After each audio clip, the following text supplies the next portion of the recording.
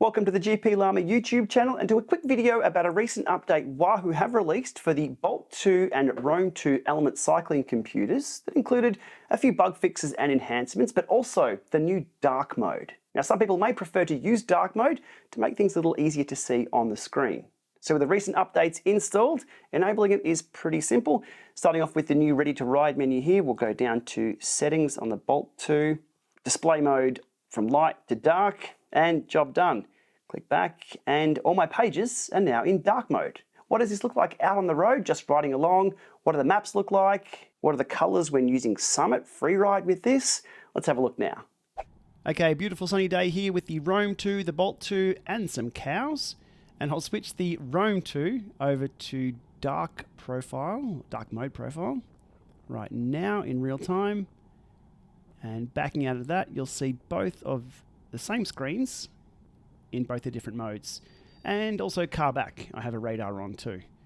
So as that car passes, and we get the all clear in just a moment, we'll continue down the road and show a few different things on the screen here as we approach a climb.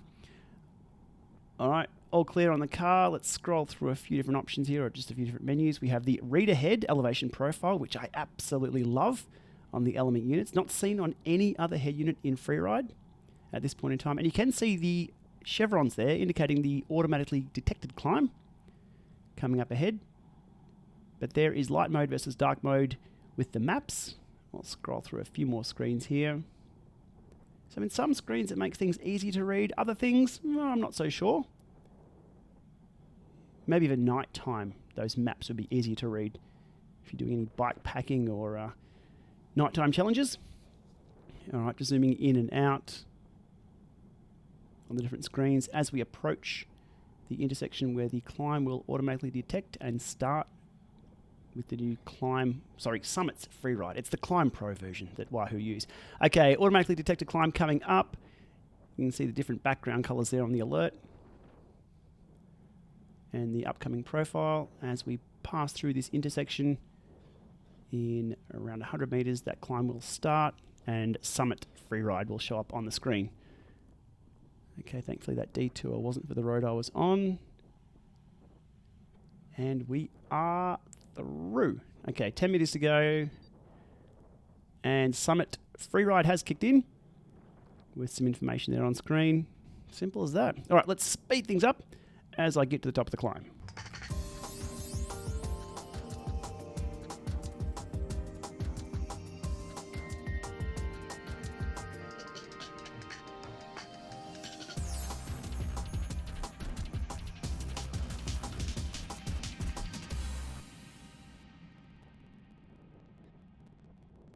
Okay, approaching the summit of the climb just about here, at which time Summit Freeride has a rethink about where I'm actually heading here. There is a fork in the road, adds another 70 meters to where I'm going, and only finishes just now with both summary screens there popping up at the same time.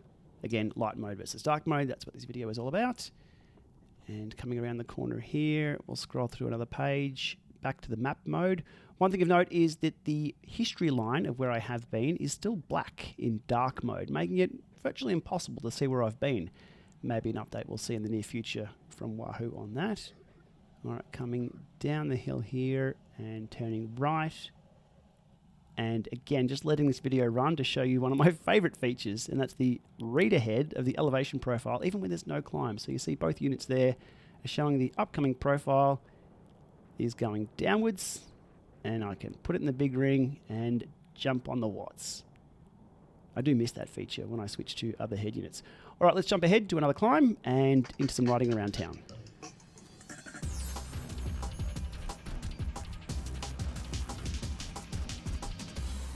Alrighty, that was quick and summit complete. And once that summit banner disappears, you'll see just the difference in the mapping on light mode versus dark mode, Bolt 2 versus Roam 2, and what it looks like in town with more details on the maps. Now, the Roam 2 does have a little more detail now on the maps than the Bolt 2, but you can see there the difference between the two, and that dark mode at night time is probably going to be the way to go for navigation.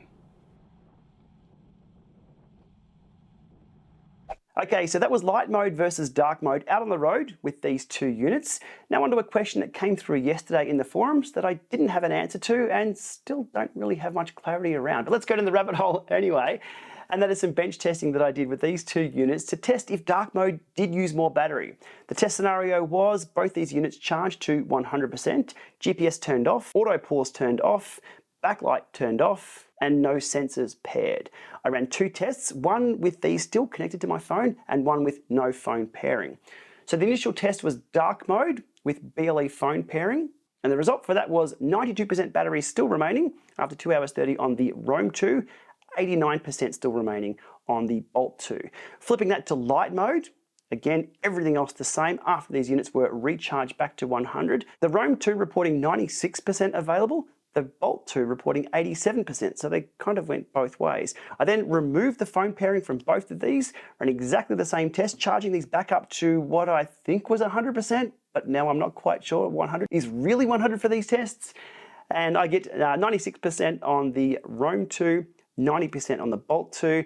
Light mode, I get 90% and 89%. So with all those four on screen there, my results are inconclusive. The Bolt 2 is pretty close in all scenarios.